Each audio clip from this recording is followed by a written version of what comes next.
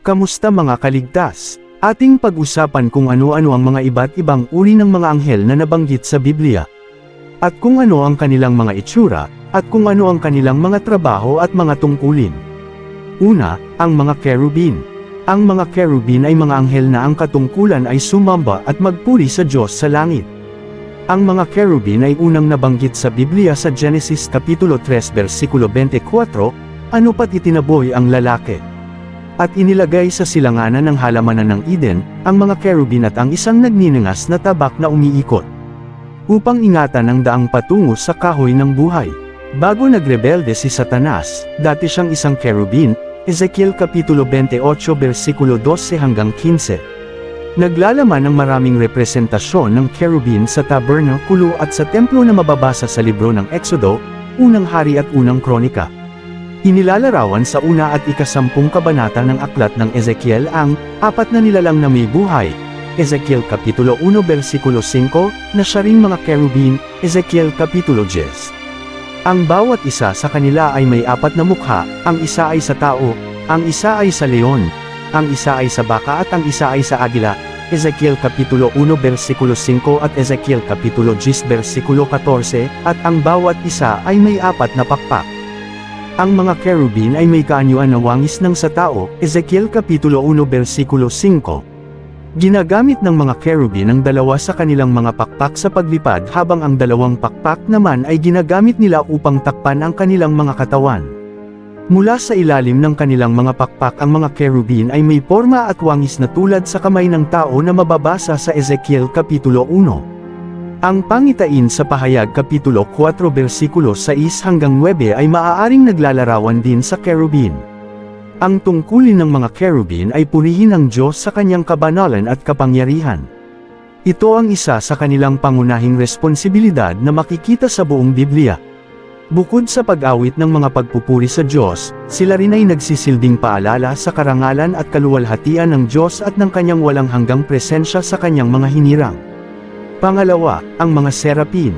Ang serapin o tinatawag na nag-aapoy o nagniningas na mga anghel ay mga anghel na kasama sa pangitain ni Propeta Isaias sa Diyos sa templo nang tawagin siya bilang isang propeta, Isaias Kapitulo 6 versikulo 1 hanggang 7. Sinasabi sa Isaias Kapitulo 6 versikulo 2 hanggang 4, sa itaas niya ay nangakatayo ang mga serapin, bawat isa ay may 6 na pakpak, na may 2 na nagsisitakip ng kanyang mukha, at may 2 na nagsisitakip ng kanyang mga paa, at may 2 na naglilipad sa kanya.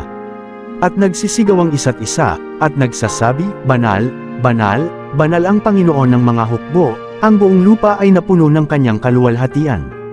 At ang mga patibayan ng mga pintuan ay kumilos sa tinig ng sumisigaw, at ang bahay ay napuno ng usok. Ang mga serapin ay mga anghel na walang humpay na nagpupuri sa Diyos. Ang ika-6 na kabanata ng aklat ni Isaias ang tanging lugar sa Biblia kung saan partikular na tinukoy ang mga serapin. Lumilipad ang mga serapin sa trono kung saan nakaupo ang Diyos habang nagpupuri at niluluwalhati at pinararangalan ang Diyos. Ang mga anghel na ito ay nagsilbing kasangkapan ng paglilinis ni Isaias upang makapag-umpisa siya ng tungkulin bilang isang propeta. Ang isa sa mga serapin ay naglagay ng mainit na uling sa labi ni Isaias habang sinasabi, wala ka ng sala. Napawi na ang mga kasalanan mo, Isaias Kapitulo 6 versikulo 7. Katulad ng ibang mga uri ng anghel, ang mga serapin ay perpektong sumusunod sa Diyos. Pareho ng mga kerubin, ang mga serapin ay partikular na nakatuon ng pansin sa pagpupuri sa Diyos. Pangatlo, ang arkanghel na si Miguel. Ang salitang arkanghel ay makikita lamang sa 2 talata sa Biblia. Sinasabi sa unang Tesalonika Kapitulo 4 versikulo 16, sa araw na yaon, kasabay ng malakas na utos, ng tinig ng arkanghel, at ng tunog ng trompeta ng Diyos, bababa ang Panginoon mula sa langit. Bubuhayin muna ang mga namatay na nananalig kay Kristo. Sinasabi sa talata 9 ng aklat ni Judas, kahit ang arkanghel Miguel, nang makipagtalo sa dyablo tungkol sa bangkay ni Moises, ay hindi nang ahas humatol ng may panlalait. Ang salitang arkanghel ay nagmula sa salitang Griego na nangangahulugang pangunahing anghel. Ito ay tumutukoy sa isang anghel na pinuno ng ibang mga anghel. Sa Judas Kapitulo 1 versikulo 9, ginamit ang salitang, ang Arkanghel Miguel, na isang indikasyon na si Miguel lamang ang nag-iisang arkanghel. Gayunman, inilarawan si Miguel sa Daniel Kapitulo 10 versikulo 13 bilang isa sa mga pangunahing prinsipe. Maaaring indikasyon ito na mayroong higit sa isang arkanghel dahil inihahanay si Miguel kapantay ng ibang mga pangunahing prinsipe. Kaya habang posible na maraming mga arkanghel, higit na makabubuti na huwag tayong magsapantahan na ang ibang anghel ay mga arkanghel din naman. Inilalarawan si Miguel sa Daniel Kapitulo 10 versikulo 21 bilang ang iyong prinsipe, at sa Daniel Kapitulo 12 versikulo 1 naman, siya ay inilarawan bilang dakilang prinsipe na tagapag-ingat. Kahit na maaaring marami ang mga arkanghel, masasabing si Miguel ang pinakapangunahin sa kanila. Pang-apat, ang mensahero na si Anghel Gabriel. Si Anghel Gabriel ay isang mensahero na pinagkatiwalaan ng Diyos na magdala ng mahalagang mensahe para sa ilang tao sa Biblia. Nagpakita si Anghel Gabriel sa 3 tao sa Biblia, una kay Propeta Daniel, Daniel Kapitulo 8 versikulo 16, pagkatapos ay sa saserdoteng si Zacarias upang hulaan at ipahayag ang mahimalang kapanganakan ni Juan Bautista, Lucas Kapitulo 1 versikulo 19, at panghuli, kay Birhen Maria upang sabihin na siya'y magdedalang tao at manganganak ng isang lalaki, Lucas Kapitulo 1 versikulo 26 hanggang 38. Ang kahulugan ng pangalang Gabriel ay, ang Diyos ay dakila, at bilang anghel na nag-anunsyo sa kapanganakan ni Jesus, siya rin ang nagsabi na ang isisilang na tagapagligtas ay tatawaging Jesus, Lucas Kapitulo 1 versikulo 31. Ang unang beses na makikita natin si Anghel Gabriel sa Biblia ay nang magpakita siya kay Daniel sa isang pangitain. Ang papel ni Gabriel ay upang ipaliwanag kay Daniel ang kahulugan ng kanyang pangitain, Daniel Kapitulo 8 versikulo 16. Ang anyo ni Gabriel ay tulad sa isang tao, Daniel Kapitulo 8 versikulo 15, Daniel Kapitulo 9 versikulo 21. Nang dalawin ni Anghel Gabriel si Daniel sa ikalawang pagkakataon, mabilis na lumipad siya palapit kay Daniel sa oras ng paghahandog sa gabi. Malinaw din sa mga talata na nakapangingilabot ang anyo ni Gabriel anupat bumagsak si Daniel na una ang mukha sa lupa pagkakita sa kanya, Daniel Kapitulo 8 versikulo 17, at nagkasakit ng ilang araw pagkatapos ng karanasang iyon, Daniel Kapitulo 8 versikulo 27. At ang huli ay ang mga bumagsak na mga anghel.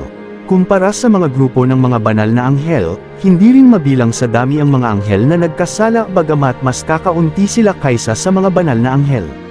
Inilarawan sila na bumagsak mula sa kanilang dating kalagayan. Sa pangunguna ni Satanas na isa ring dating banal na anghel, tumalikod ang mga nagkasalang anghel at nagrebelde laban sa Diyos at naging makasalanan sa kanilang kalikasan at gawain.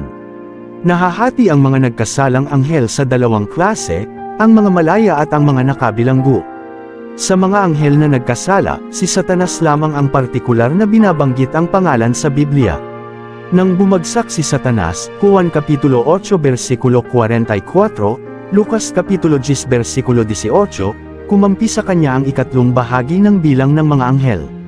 Kabilang sa mga anghel na ito ang mga anghel na nakabilanggo at naghihintay sa paghuhukom, unang Korinto Kapitulo 6 versikulo 3, Ikalawang Pedro Kapitulo 2 versikulo 4, Judas Kapitulo 1 versikulo 6. Ang natitira sa mga masamang anghel ay malaya at sila ang mga demonyo o mga dyablo na tinutukoy sa buong bagong tipan, Marcos Kapitulo 5 versikulo 9, 15, Lucas Kapitulo 8 versikulo 30, unang Timoteo Kapitulo 4 versikulo 1. Alipin sila ni Satanas at sinusunod ang lahat ng kanyang mga plano at kabahagi sa kanyang sumpa, Mateo Kapitulo 25 versikulo 41, Pahayag Kapitulo 20 versikulo 10. Mga kaligtas, sana mayroon kayong natutunan sa video na ito. Tandaan ligtas ang na kay Jesus, at ligtas ang may alam sa katotohanan.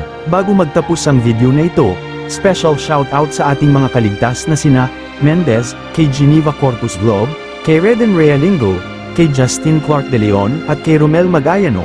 Salamat sa suporta. God bless po sa inyong lahat. Patuloy pa natin palakihin ang ating pamilya, at paramihin pa ang mga mananampalataya kay Jesucristo. Please continue to like, follow and subscribe to our YouTube channel and Facebook page. God bless and keep safe mga kaligtas.